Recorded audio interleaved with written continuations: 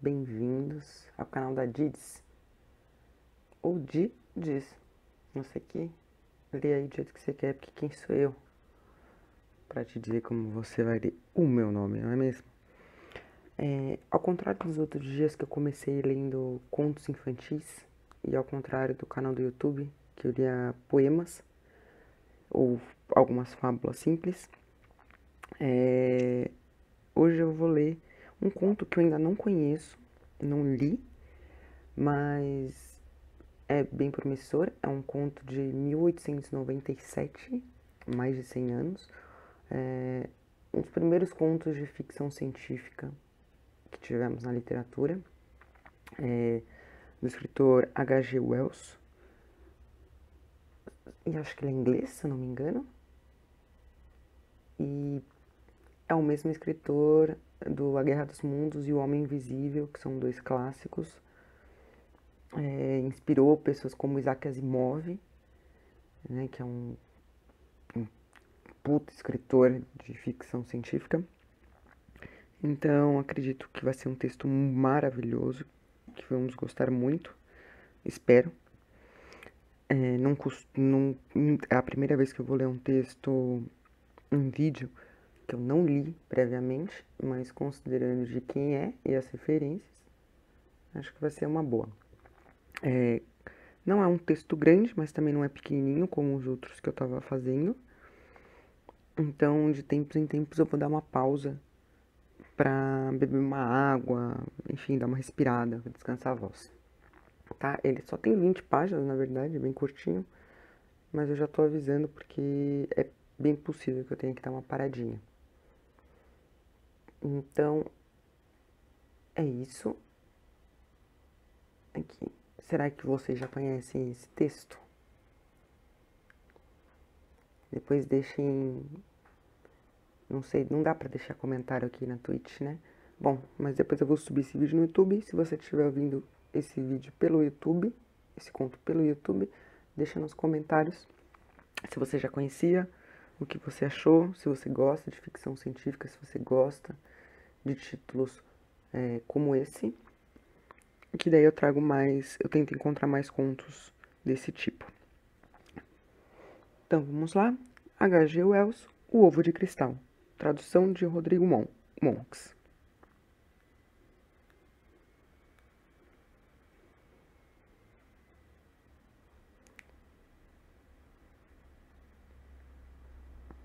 Havia, até um ano atrás, uma lojinha de aparência suja no oeste de Londres, com um letreiro amarelo gasto em que se lia C. Cave, naturalista e negociante de antiguidades. O conteúdo de sua vitrine era curiosamente variado. Presas de elefantes e um conjunto incompleto de peças de xadrez. Miçangas e armas. Uma caixa com olhos, 2 crânios de tigre e um de humano. Vários macacos de pelúcia comidos por traças.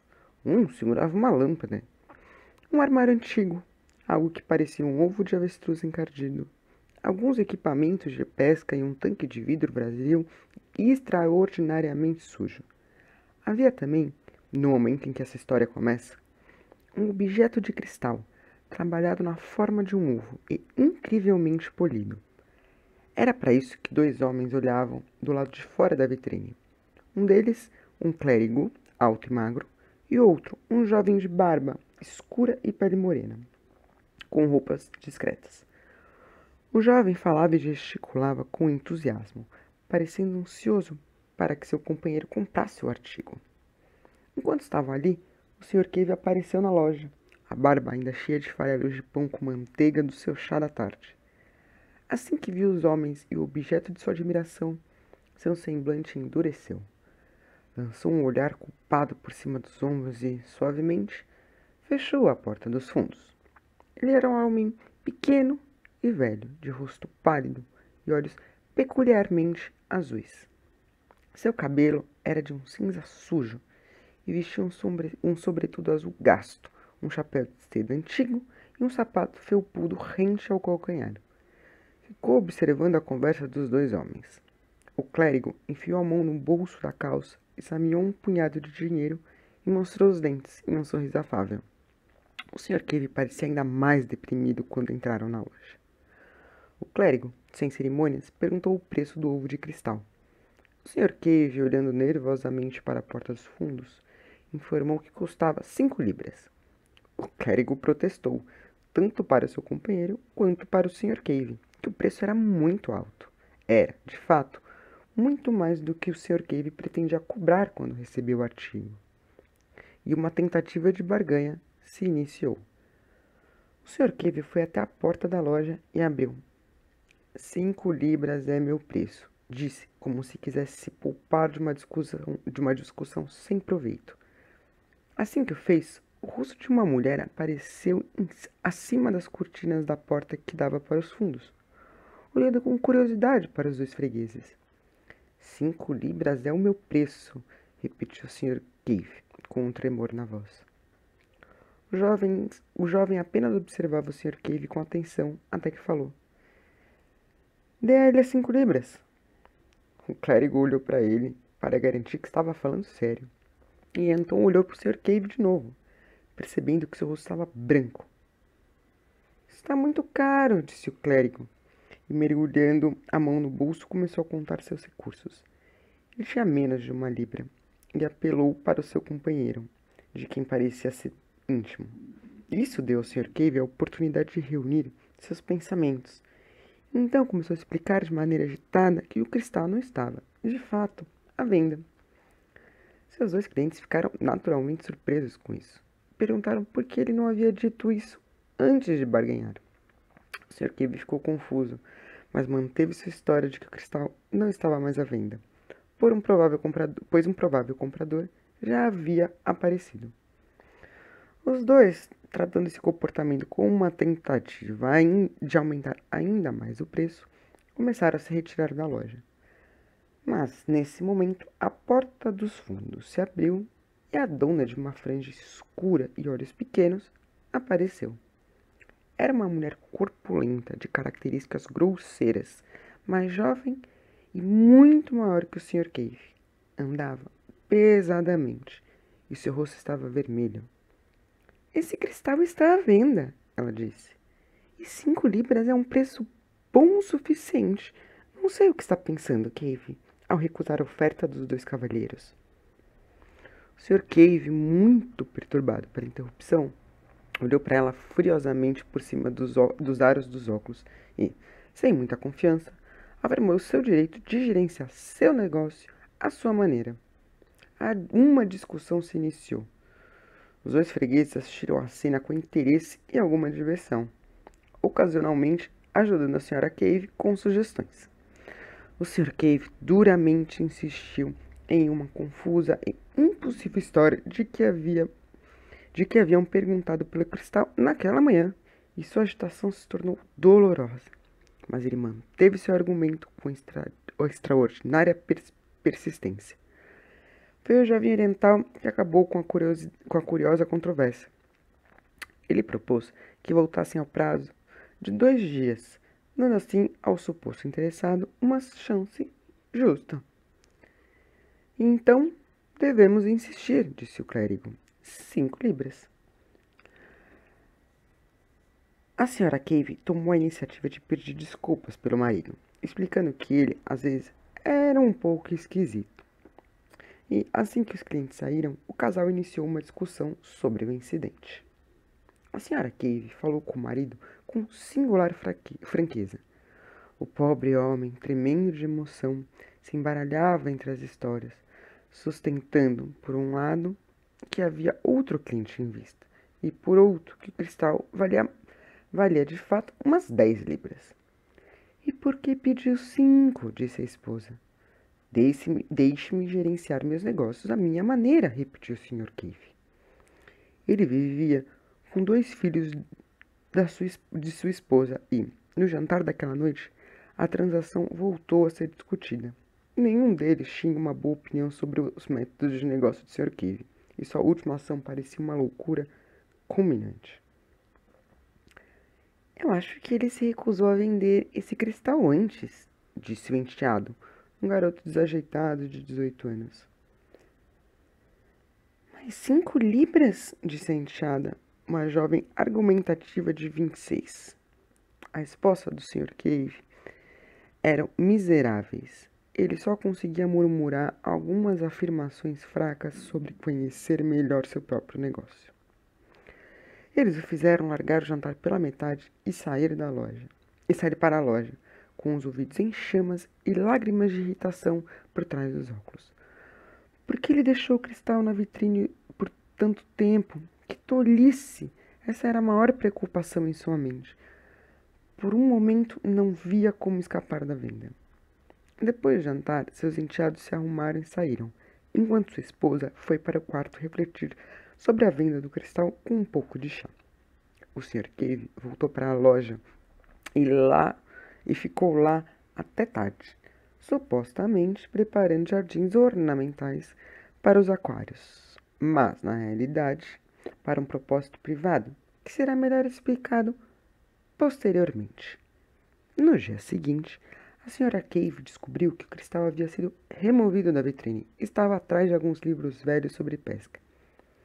Ela o colocou de volta em um local visível, mas não discutiu mais a respeito, debilitada por uma forte dor de cabeça. O Sr. Cave nem precisava ter uma dor de cabeça para decidir escapar de uma discussão. O dia seguiu de forma desagradável.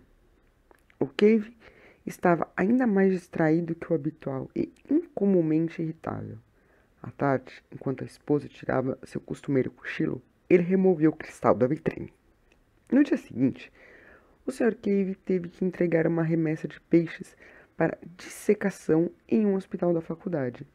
Em sua ausência, a mente da Sra. Cave se voltou ao tema do cristal e aos melhores métodos para gastar suas 5 libras. Ela já havia planejado alguns expedientes muito agradáveis, como um vestido de seda verde e uma viagem a Richmond, quando um toque da campanha na frente a convocou à loja. O cliente era um professor, que veio reclamar da não entrega de certos sapatos solicitados no dia anterior. A Sra. Cave não aprovava esse ramo específico dos negócios do marido, e o cavalheiro, que a havia chamado em um tonto agressivo, se retirou após uma breve troca de palavras, inteiramente civis, da parte dele. A visão da Sra. Cave, então, naturalmente se voltou para a vitrine, já que o cristal era a garantia das 5 libras e de seus sonhos. Não foi diminuída sua surpresa ao notar a ausência. Ela foi para o local atrás do balcão, onde o havia descoberto no dia anterior. Não o encontrou lá e imediatamente iniciou uma busca impaciente pela loja. Quando o Sr. Cave retornou dos seus negócios com os peixes, por volta das 2 da tarde, encontrou a loja revirada e sua esposa irritadas, de joelhos atrás do balcão, mexendo em seus materiais de taxidermia. Assim que ouviu o sino da loja anunciando sua entrada, ela se ergueu, vermelha e irritada, acusando-o de escondê-lo. Esconder o quê? Perguntou o Sr. Cave. O cristal. Mas ao ouvir isso, o Sr. Cave, aparentando surpresa, correu para a vitrine. Não está aqui? Ele perguntou. Grande pai, o que fizeram dele? Nesse momento, seu enteado entrou na loja pela porta dos fundos. Ele havia chegado pouco antes do Sr. Cave, soltando palavrões à torto e à direita. Ele estava já estagiando no brick do final da rua e fazia refeições em casa. Por isso estava incomodado de não encontrar seu almoço preparado. Assim que ouviu sobre o sumiço do cristal, esqueceu-se da refeição e sua raiva se voltou da mãe para o padrasto. Suas primeiras suspeitas, é claro, eram de que ele havia escondido. Mas o Sr. Cave negou veementemente saber do destino do objeto, oferecendo juramentos de sua palavra. E, por fim, chegou ao ponto de acusar a sua esposa e o enteado de terem roubado. Assim se iniciou uma discussão extremamente amarga e emotiva, que culminou com a Sra. Cave no estado entre a histeria e o ódio, e fez com que o enteado chegasse meia hora atrasado no serviço. O Sr. Cave buscou na loja um refúgio das emoções da sua esposa. À noite, o assunto foi retomado, com menos paixão, Perdão. À noite, o assunto foi retomado, com menos paixão e uma áurea judicial, sob presidência da enteada. A janta foi infeliz e acabou em uma cena dolorosa. Finalmente, o Sr. Cave cedeu a uma irritação extrema e saiu batendo a porta com violência. O resto da família, discutindo o caso com a liberdade de sua ausência, revirou a casa em busca do cristal. No dia seguinte, os dois clientes apareceram novamente.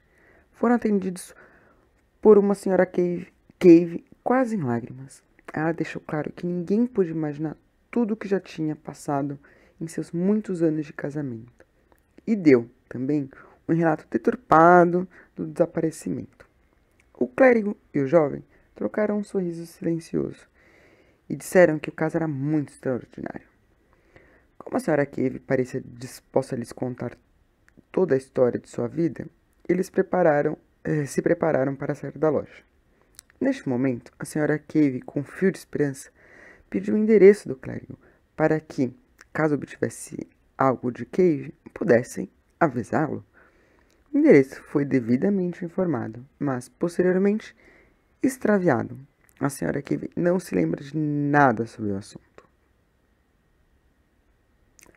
Na noite daquele dia, os Caves pareciam ter esgotado suas emoções.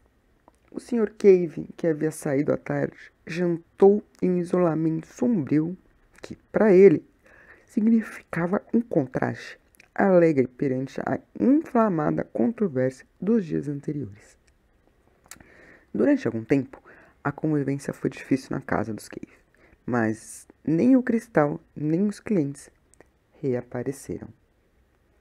Agora, sem conversa fiada, devemos admitir que o Sr. Cave é um mentiroso. Ele sabia perfeitamente bem onde estava o cristal.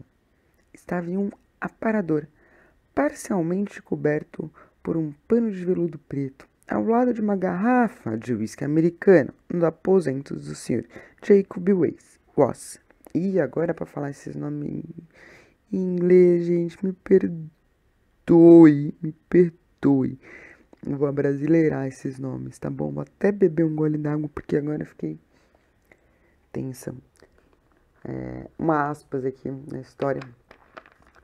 É muito engraçado, né? Às vezes a gente tá lendo um livro e quando a gente só tá lendo dentro da nossa cabeça, a gente não... Eu, pelo menos, né? Não me apego tanto aos nomes que eu não sei falar. Perdão. Eu não me apego tanto aos nomes que eu não sei falar. Invento um segundo nome na minha cabeça e tá tudo bem. Mas agora lendo, a coisa vai ficar mais engraçada. Então vamos lá, eu vou recomeçar a frase, tá? Então me perdoem pela minha péssima pronúncia.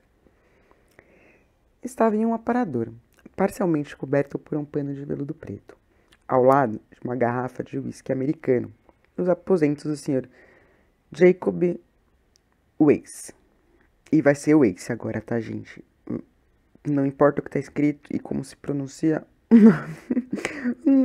o dono dos aposentos é Jacob Wace. E já era. Professor do hospital Santa Catarina, vou traduzir sim, na Westbourne. Vem do Sr. Wace, inclusive, as informações sobre as quais essa narrativa se baseia. Quem havia levado o cristal para o hospital dentro da sacola de peixes e pressionou o jovem professor a guardá-lo para ele. O Sr. Wace, a princípio, teve dúvidas. Sua relação com Cave era peculiar.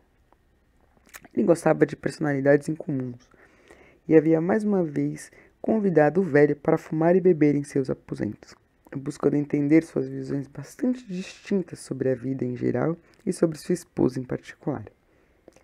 O Sr. Wace havia encontrado a Sra. Cave também nas ocasiões que o Sr. Cave não podia atendê-lo. Ele conhecia a constante interferência a qual Cave estava sujeito. E, depois de ponderar a história judicialmente, decidiu dar um refúgio ao cristal. O Sr. Cave prometeu explicar melhor as razões de sua afeição pelo cristal em um outro momento, mas falou claramente de ter visões nele. Ele ligou para o ex na mesma noite. Então, contou uma história complicada.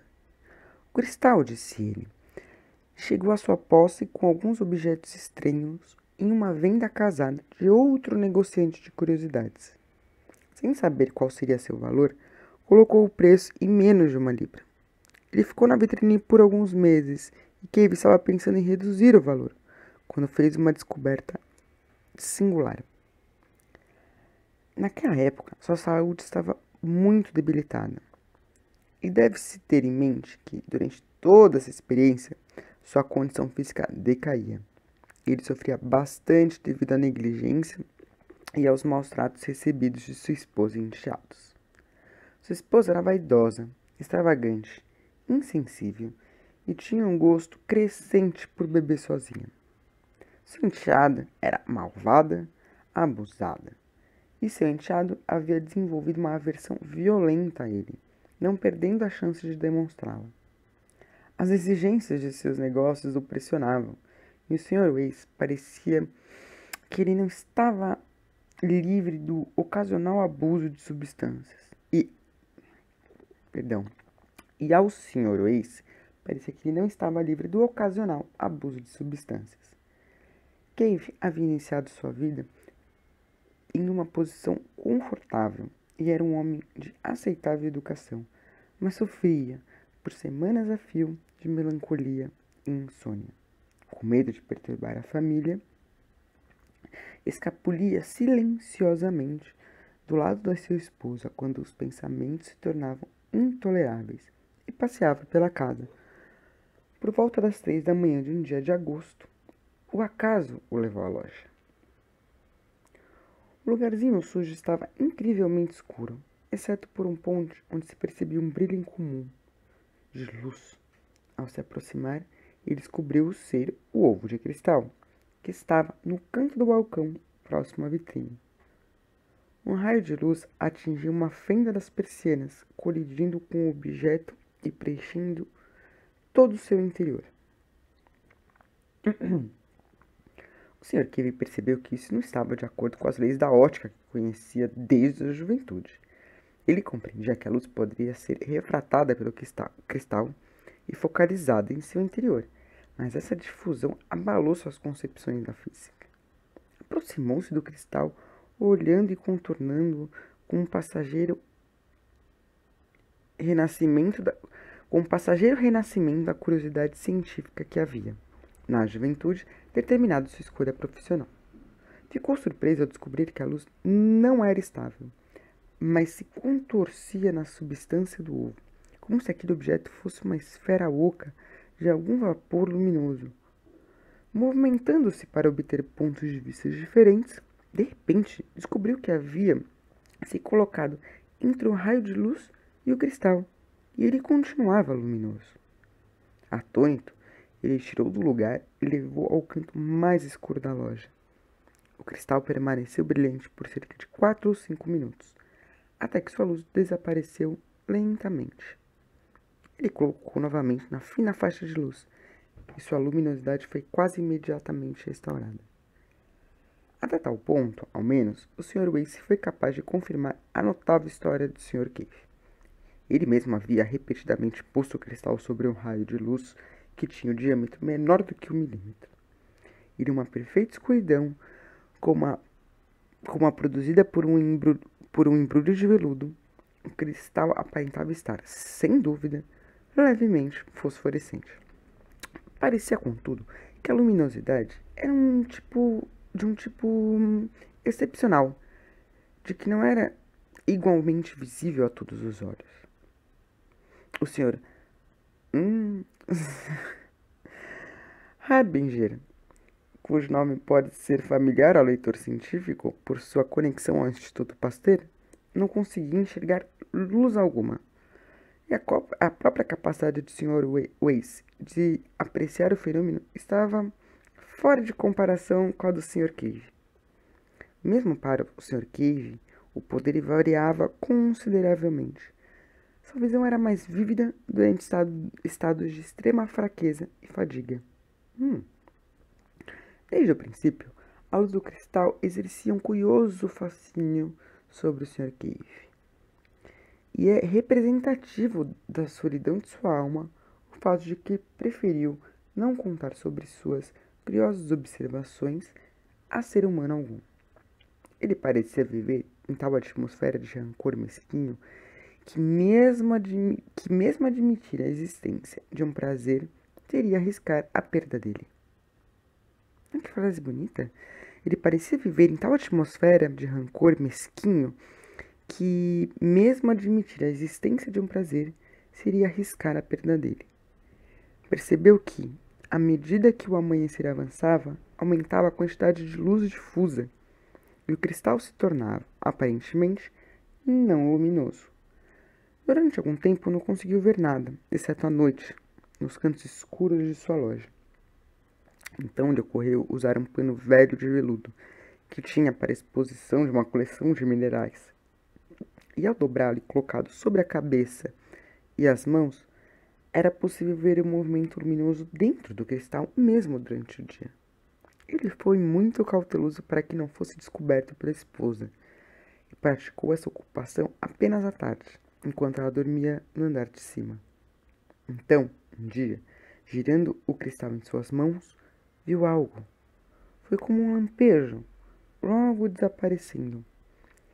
Mas deu-lhe a impressão de, por um momento, ver o campo amplo e estranho. Ver um campo amplo e estranho. Ao movê-lo novamente, teve a mesma visão. A partir desse ponto, seria entediante e desnecessário explorar todas as fases de descoberta do Sr. Cave. Basta dizer que o efeito tenha sido esse. O cristal, colocado em um ângulo de 137 graus em relação à direção do raio iluminador, deu uma imagem clara e consistente de um campo peculiar. Não era como um sonho. Produzia uma impressão definitiva da realidade. E quanto maior a luz, mais real e mais sólida parecia. Era uma imagem em movimento. Isso é, certos objetos se moviam nela, mas lentamente e de maneira ordenada. Como coisas reais e conforme a direção da iluminação e da visão mudava, a imagem mudava também. Deve ter sido isso, de fato, como olhar através de uma janela ovalada, virando-a para ter perspectivas diferentes. Não era como um sonho. Produzia uma impressão definitiva da realidade e, quanto melhor a luz, mais real e sólida parecia. Era uma imagem em movimento, isso é, certos objetos se moviam nela, mas lentamente e de maneira ordenada, como coisas reais e, conforme a direção da iluminação e da visão mudava, a imagem mudava também. Deve ter sido isso, de fato, como olhar através de uma janela ovalada, virando-a para ter diferentes perspectivas. A declaração do Sr. Cave ao Sr. Weiss me garantiu eram extremamente circunstanciais e totalmente livres de qualquer daquela qualidade emocional que oculta impressões alucinatórias. Mas devemos lembrar que todos os esforços do Sr. Weiss em ver uma semelhante clareza na fraca opalescência do cristal foram fracassados, por mais que tentassem. A diferença da intensidade das impressões tidas pelos dois homens foi muito grande, e é plausível pensar que o que era uma visão para o Sr. Cave fosse apenas uma nebulosidade turva para o Sr. Weiss. A vista, como descrita pelo Sr. Cave, era invariavelmente de uma extensa planície, e ele parecia estar sempre olhando-a de uma altura considerável, como se de uma torre ou mastro.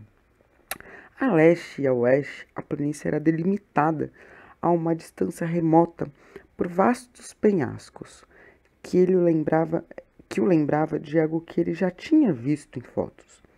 Mas em quais fotos, o Sr. Weiss? Já nem sei mais o nome, porque eu olho porque está escrito, não combina com o que eu falo. Eu sei que não combina, mas vai ser isso. Mas em quais fotos? O Sr. Weiss não soube responder. Estes penhascos passavam para norte e sul. Ele podia determinar os pontos cardeais pelas estrelas visíveis à noite, recuando em uma perspectiva quase limitada e desaparecendo nas brumas da distância antes de se encontrarem. Ele estava mais perto do conjunto de penhascos a leste, na sua primeira visão. O sol estava nascendo sobre eles, e escuras sob a luz do sul e pálidas sob sua sombra. Apareceram diversas formas que o Sr. Cave considerava serem pássaros. Uma vasta gama de edifícios estava espalhada por baixo dele. Parecia estar olhando-os de cima, como se aproximavam da borda borrada e refratada da imagem, ficavam indistintos. Havia também árvores de formas curiosas, de um verde musgoso e cinza delicado, ao longo de um canal largo e brilhante. Então, algo grande de cores brilhantes voou pela janela. Na primeira vez, o Sr. Cave viu essas imagens apenas em flashes, com suas mãos tremendo, a cabeça agitada e a visão indo e vindo, nebulosa e indistinta. A princípio, teve a maior dificuldade de encontrar a imagem novamente, uma vez perdida a atenção. Sua próxima visão clara, que ocorreu cerca de uma semana após a primeira, o intervalo não produz nada além de vislumbres tentadores e uma experiência minimamente útil. Mostrou-lhe a vista do vale.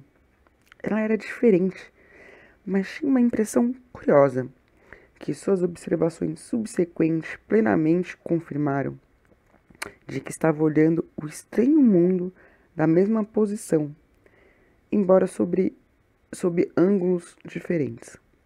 A longa fachada do seu edifício, cujo teto ele havia visto antes, agora recuava de perspectiva. Ele reconheceu esse teto. À frente da fachada havia um terraço de largas proporções e extraordinário comprimento. E, no meio dele, em certos intervalos, erguiam-se mastros enormes, mas muito graciosos, carregando pequenos objetos brilhantes que refletiam o sol poente. A importância desses pequenos objetos não ocorreu ao Sr. Cave até certo tempo depois, enquanto descrevia a cena para o Dr. Weiss. O terraço pendia para o bosque de vegetação graciosa e, além dela, havia um amplo gramado, no qual repousavam certas criaturas largas, na forma de besouros, mas incrivelmente maiores. Além desses, havia uma calçada ricamente decorada de pedra rosada. Depois dela, alinhada a densas ervas daninhas vermelhas e passando pelo vale exatamente paralelo aos penhascos distantes, havia uma vasta e espessa extensão de água cristalina. O céu parecia cheio de revoadas de pássaro, fazendo manobras em curvas imponentes. Do outro lado do rio, havia uma multidão de edifícios esplêndidos, ricamente coloridos e reluzentes, com arabescos e facetas metálicas. Entre uma floresta de árvores musgosas e lichenosas. Peraí, vou ter que ler de novo, gente. Vocês me perdoam, mas é que eu nunca tinha falado essa palavra. Já tinha lido, já escrevi, mas falar em voz alta jamais. Perdão. Do outro lado do rio, havia uma multidão de edifícios esplêndidos, ricamente coloridos e reluzentes, com arabescos e facetas metálicas. Entre uma floresta de árvores musgosas e lichenosas. Subitamente, algo se agitou repetidas vezes na visão, como o bater de um leque ou de uma asa, e um rosto, ou melhor, a parte superior de um rosto, com olhos muito grandes, veio como se estivesse próximo dele, ou do outro lado do cristal. O Sr. Cave ficou tão surpreso e estupefado com a realidade absoluta desses olhos, que afastou a sua cabeça do cristal para olhar por trás dele. Ele estava tão absorto naquela visão que ficou bastante surpreso ao se encontrar na escuridão fria de sua lojinha, com seu familiar odor de metil, mofo e decadência. Enquanto piscava, o cristal foi se apagando. Essas foram as primeiras impressões do Sr. Cave. A história é curiosamente direta e circunstancial. Desde o início, quando o vale brilhou momentaneamente em seus sentidos, sua imaginação foi estranhamente afetada. Então, começou a apreciar os detalhes do cenário, sua admiração se tornando uma grande paixão. Ele seguiu seus negócios de maneira apática e distraída, pensando apenas no momento em que poderia voltar a assistir ao cristal. Então, algumas semanas após sua primeira visão do vale, chegaram 2 clientes e com eles o estresse e a emoção da sua oferta. E a precária fuga do cristal, como já contei. Agora, enquanto era o segredo do Sr. Cave, isso seguia como uma mera admiração, algo para se esgueirar secretamente e espiar, como uma criança espia um jardim proibido. Mas o Sr. Wace tem, como se preza a um jovem investigador científico, uma mente particularmente lúcida e ordenada.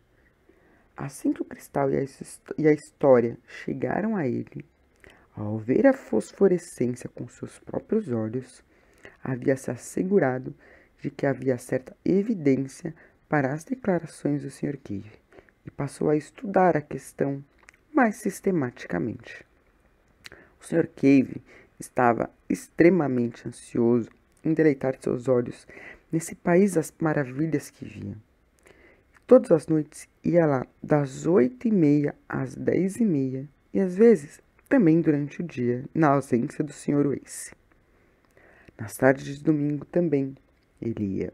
Nas tardes de domingo ele também ia. Desde o início, o Sr. Wace fez abundantes anotações. E foi devido ao seu método científico que a relação entre a direção da qual o raio inicial entrou no cristal e a orientação da imagem foi comprovada. Ao cobrir o cristal com uma caixa perfurada apenas com uma pequena abertura e substituir o pano velho por persianas beges, ele melhorou consideravelmente a condição das observações, de forma que, em pouco tempo, ambos pudessem examinar o vale na direção que desejassem. Assim, tendo aberto o caminho, podemos dar uma breve descrição desse mundo visionário dentro do cristal. Tudo foi observado pelo Sr. Cave, e o método de trabalho era, invariavelmente, ele assistindo o cristal e reportando o que via, enquanto o Sr. Wace, que havia aprendido o truque de escrever no escuro enquanto estudante, anotava o relato resumidamente. Quando o cristal desvanecia, era posto em sua caixa, no local adequado, e a luz era ligada novamente. O Sr. Wace fazia perguntas e sugeria observações que esclarecessem pontos complicados. Nada, de fato, poderia ter sido menos visionário e direto ao ponto. A atenção do Sr. Cave havia rapidamente se direcionado às criaturas parecidas com pássaros que ele havia visto tão abundantemente em suas visões anteriores. Suas primeiras impressões foram então corrigidas e ele considerou, por um tempo, que podiam ser uma espécie de urna de morcegos. Depois pensou, por mais grotesco que fosse, que poderiam ser querubins. Suas cabeças eram redondas e curiosamente humanas, e foram os olhos de um deles que o havia assustado em sua segunda observação. Eles tinham asas largas e prateadas, sem penas, brilhantes como as escamas de um peixe e com a mesma coloração sutil desses. Essas asas não foram desenvolvidas como as de pássaros ou morcegos, como percebeu o Sr. Wace. Eram suportadas por costelas curvas que irradiavam por todo o corpo. A melhor forma de expressar sua aparência parece ser um tipo de asa de borboleta, mas com costelas curvas. O corpo era pequeno, com 2 grupos de órgãos prênseis, como os tentáculos, logo abaixo da boca. Por incrível que pareça, o Sr. Wace eventualmente se tornou elementar presumir. Por incrível que parecesse, o Sr. Wace eventualmente se tornou elementar presumir que essas eram as criaturas que possuíam os grandes edifícios quase humanos e o magnífico jardim que tornavam o amplo vale tão esplêndido. E o Sr. Cave percebeu que os prédios, entre outras peculiaridades, não tinham portas, mas grandes janelas circulares, que se mantinham abertas, permitindo a entrada e a saída das criaturas. Elas pousavam em seus tentáculos, dobrando as asas em uma espessura quase como de uma vara, e pulavam para o interior. Entre elas, contudo, havia uma multidão de criaturas aladas menores, como grandes libélulas, mariposas e besouros voadores. E através do relvado, gigantescos besouros terrestres de cores brilhantes rastejavam preguiçosamente lá e para cá. Ademais, nas calçadas e terraços, criaturas de cabeças gigantes semelhantes a moscas, mas sem asas, eram visíveis, pulando agitadas sobre um emaranhado de tentáculos que pareciam mãos. Eita! Foram citados os objetos brilhantes que ficavam em mastros, no terraço do prédio mais próximo. Um dia, o Sr. Cave notou, após observar muito fixamente um desses mastros, que o objeto brilhante de lá era um cristal exatamente como o seu. E um exame ainda mais cuidadoso o convenceu de que cada um dos mastros que eram visíveis, aproximadamente 20 deles, carregava um objeto similar. Ocasionalmente, uma das grandes criaturas voadoras se agitava até um desses objetos, dobrando as asas e enrolando seus vários tentáculos em torno do mastro, se mantendo fixamente no cristal por um tempo, às vezes por até 15 minutos. Uma série de observações feitas por sugestão do Sr. Wace convenceu os dois observadores que, no que dizia respeito a esse mundo visionário, o cristal no qual eles estavam espiando ficava realmente no cume do mastro mais alto ao final do terraço, e que, em pelo menos uma ocasião, um desses habitantes do outro mundo olhou para o rosto do Sr. Cave enquanto ele fazia essas observações. Uau! Gente, não sei vocês, mas para uma história escrita há 120, quase 125 anos, estou achando mais do que impressionante. Vamos lá. Sobre os fatos essenciais dessa história singular, já basta. A menos que consideremos tudo isso como fabricações da imaginação do Sr. Wace, teremos que acreditar em uma dessas duas opções. Ou o cristal do Sr. Cave estava em dois mundos de uma vez só, e, enquanto era movido de um destes, se mantinha fixo no outro, o que parecia absurdo, ou existia alguma relação peculiar de simpatia entre os dois cristais, de forma que um estaria visível para o observante do outro, e vice-versa. Até o momento, de fato, não sabemos de que maneira os cristais poderiam estar em contato, mas sabemos o suficiente para entender que a situação não é totalmente impossível. A opção dos cristais em sintonia foi o que ocorreu com o Sr. Wace, e para mim, pelo menos, parece extremamente plausível.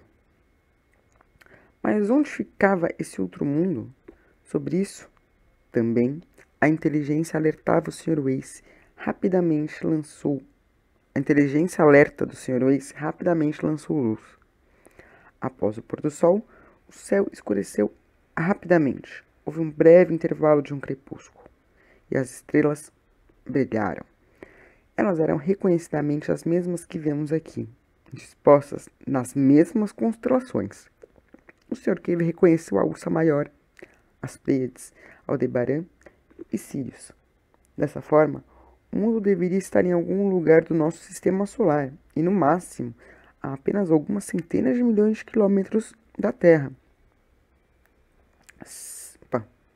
Seguindo essa dica, o Sr. Wace percebeu que o céu da meia-noite era de um azul ainda mais escuro do que o nosso, no inverno, que o sol parecia um pouco menor, e havia duas pequenas luas, como a nossa, nas menores e com marcas bem diferentes.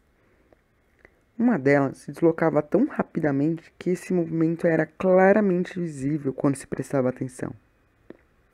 Essas luas nunca estavam altas no céu, desapareciam assim que nasciam. Isso é, a cada revolução elas eram eclipsadas por estarem muito próximas do planeta. E tudo isso tudo isso corresponde perfeitamente, apesar do Sr. Cave não saber as condições previstas em Marte. De fato, parece uma conclusão extremamente plausível que, olhando para este cristal, o Sr. Cave realmente viu o planeta Marte e seus habitantes. E se esse for o caso, então a estrela que brilhava tão intensamente à noite era, nada mais, nada menos, do que nossa própria Terra. Gente, não estava esperando por essa não. Por um tempo, os marcianos, se eram mesmo os marcianos, pareciam não saber das inspeções do Sr. Cave. Uma vez ou outra, algum espiava e saía rapidamente para o outro mastro, como se a visão fosse insatisfatória. Durante esse período, o Sr. Cave conseguia assistir o proceder dessas criaturas aladas sem ser perturbado por suas atenções. E, embora seu relatório seja vago e fragmentado, de qualquer forma, muito sugestivo. Imagine qual seria a impressão da humanidade que um observador marciano teria caso, após um difícil processo de preparação e com os olhos fatigados, pudesse espiar Londres por cima da igreja de Saint Martin por períodos de, no máximo, 4 minutos por vez. O Sr. Cave não conseguia determinar se os marcianos alados eram os mesmos que pulavam pelas calçadas e terraços, e se esses últimos podiam colocar asas à vontade. Por várias vezes ele viu bípedes desajeitados, vagamente similares a símios, brancos e parcialmente translúcidos, se alimentando entre árvores musgosas. Uma vez, alguns destes fugiram de um dos marcianos saltitantes, que conseguiu pegar um deles com seus tentáculos. Então a imagem desapareceu repentinamente, deixando o Sr. Cave atormentado no escuro. Outra vez, uma coisa vasta, que ele primeiro pensou ser algum inseto gigante, apareceu avançando ao longo da calçada, ao lado do canal, com extraordinária agilidade, de extraordinária complexidade. Então, quando olhou novamente, havia desaparecido. Após algum tempo, o Sr. Wace ambicionou atrair a atenção dos marcianos. No entanto, no encontro seguinte, com os estranhos olhares, o Sr. Cave gritou e saiu correndo. E eles imediatamente ligaram as luzes e começaram a gesticular, sugerindo uma sinalização. Mas quando o Sr. Cave examinou o cristal novamente, o marciano havia partido. Dessa forma, as observações seguiram até o início de novembro, quando o Sr. Cave, sentindo que as suspeitas de sua família sobre o cristal haviam desaparecido, começou a trazê-lo para casa, para que, conforme a ocasião sugerisse, ele pudesse se confortar com o que estava rapidamente se tornando a experiência mais significativa de toda a sua existência. Em dezembro, os serviços do Sr. Wace se tornaram exigentes e as sessões foram suspensas por uma semana. Então, por 10, 11 dias, ele não tinha certeza de quanto tempo passou. Ele não tem certeza de quanto tempo passou em que não teve sinal do Cave. Então ficou ansioso por retornar às investigações e, como o estresse de seu trabalho sazonais diminuiu, ele foi atrás do Sr. Cave. Na esquina, notou um pano preto na vitrine da loja de animais. Então, outro na do sapateiro. A loja do Sr. Cave estava fechada. Ele bateu e a porta foi aberta pelo enteado, vestido todo de preto. Ele imediatamente chamou a Sra. Cave, que estava com o Sr. Wace, como o Sr. Wace não podia deixar de notar, vestida com uma ampla vestimenta típica de uma viúva, em um modelo de baixa qualidade, mas imponente. Sem grandes surpresas, o Sr. Wace soube que Cave estava morto e já enterrado. Gente, ele não tá surpreso, mas eu estou. Como assim, sem surpresas? Ela estava chorando, com a voz um pouco rouca. Havia acabado de voltar do cemitério. Sua mente parecia ocupada com suas próprias ideias e os dolorosos detalhes fúnebres. Mas o Sr. Wace conseguiu finalmente descobrir as particularidades da morte de Cave. Ele havia sido encontrado morto em sua loja no início da manhã do dia seguinte à última visita do Sr. Wace, com o cristal preso em suas mãos geladas. Seu rosto era sorridente, disse a Sra. Cave, e o tecido de veludo dos minerais estava no chão aos seus pés. Ele devia estar morto há 5 ou 6 horas, quando foi encontrado. Isso foi um grande choque para Wace, que começou a se censurar amargamente por ter negligenciado os sintomas evidentes da debilitada saúde do velho. Mas seu pensamento mais urgente era o cristal. Ele buscou abordar o tópico com cautela, pois conhecia as peculiaridades da Sra. Cave. Ficou estupefado ao descobrir que havia sido vendido. O primeiro impulso dela, assim que o corpo do marido foi levado para o andar de cima, foi escrever para o clérigo louco que havia oferecido 5 libras pelo cristal, o informando de seu restabelecimento.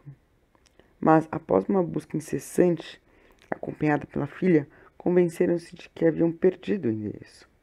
Como não dispunham dos recursos necessários para enterrar Cave da forma elaborada que a dignidade de um habitante do seu bairro exigia, eles apelaram a um comerciante amigável de outro bairro. Ele gentilmente assumiu parte do estoque por um preço justo.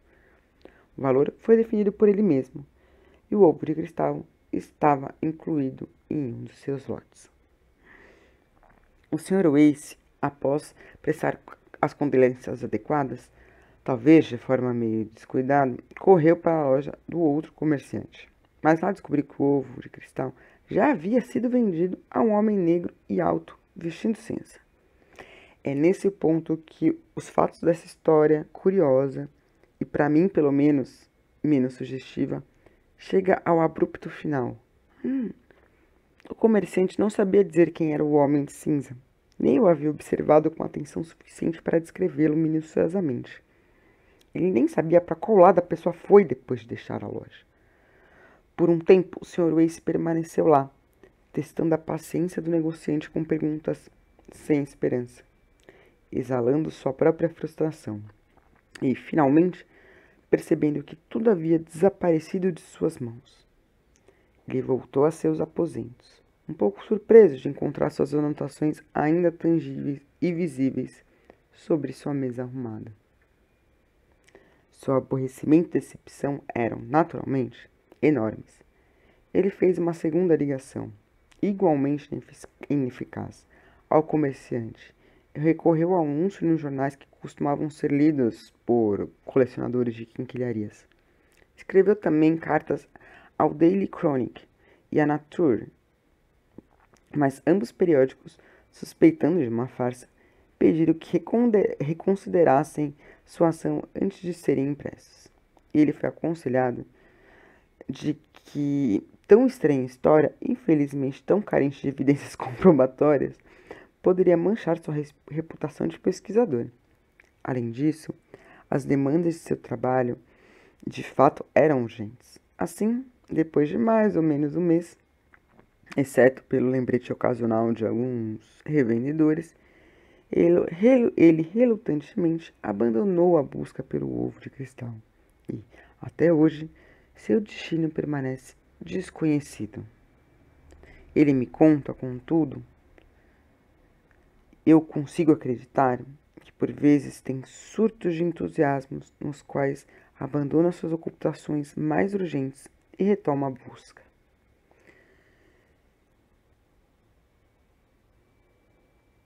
Opa. Se permanecerá ou não perdido para sempre e quais são seu material e sua origem, são questões igualmente especulativas até o momento. Se o comprador atual for um colecionador, seria de se esperar que as investigações do Sr. Wace o alcançassem através dos negociantes. Ele conseguiu encontrar o clérigo e o oriental do Sr. Cave, ninguém menos que o reverendo James Parker e o jovem príncipe de Bozukuni, em Java. Eu sou grato a eles por certos detalhes. A motivação do príncipe era simplesmente curiosidade e extravagância. Estava tão ávido pelo negócio porque Cave estava tão extremamente relutante em vendê-lo. É possível que a atual compra fosse apenas uma casualidade, não sendo por um colecionador, e que o ovo de cristal possa, para todos os fins, estar nesse momento a uma quadra de mim, decorando a sala ou servindo com peso de papel, com sua incrível função desconhecida.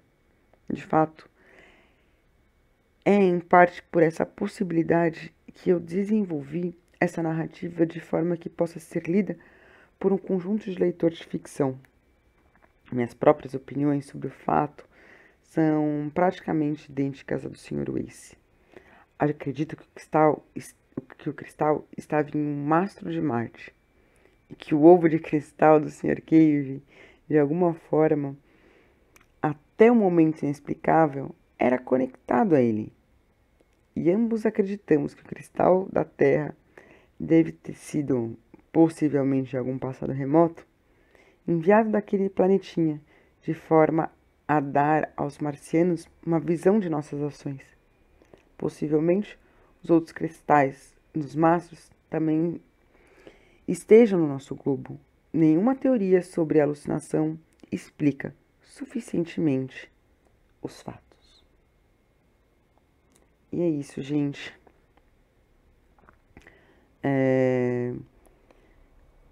Não sei, espero que vocês tenham gostado. Não sei se tem alguém aqui no chat, na verdade. Tem alguém no chat? Não, né? Enfim. Agradeço muito quem for escutar esse áudio. Estou me sentindo cada vez mais confortável aqui na Twitch. Não sei, ela me assusta menos, acho, do que o YouTube. Apesar de que esse áudio provavelmente vai ser escutado muito mais vezes no YouTube, porque eu vou subir no meu canal. Chama Poemas Narrados. Lá tem alguns documentários. Tem documentário, tem filme mudo, tem um musical. E tem, enfim, poemas narrados.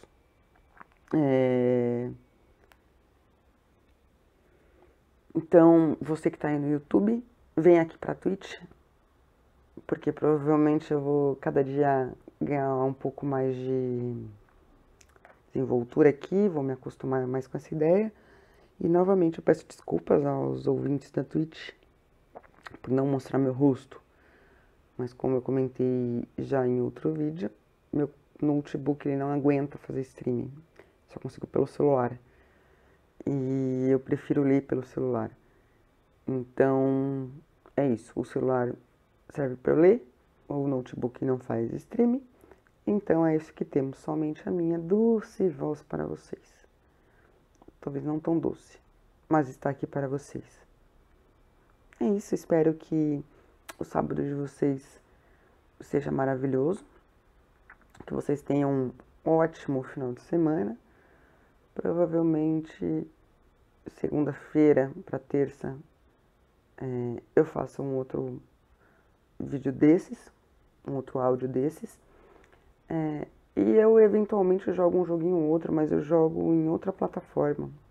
Porque aqui eu não quero misturar, aqui eu quero deixar bem raramente desenhos, eu brincando com o Ibis Paint, e os textos, né, que é meu principal foco aqui.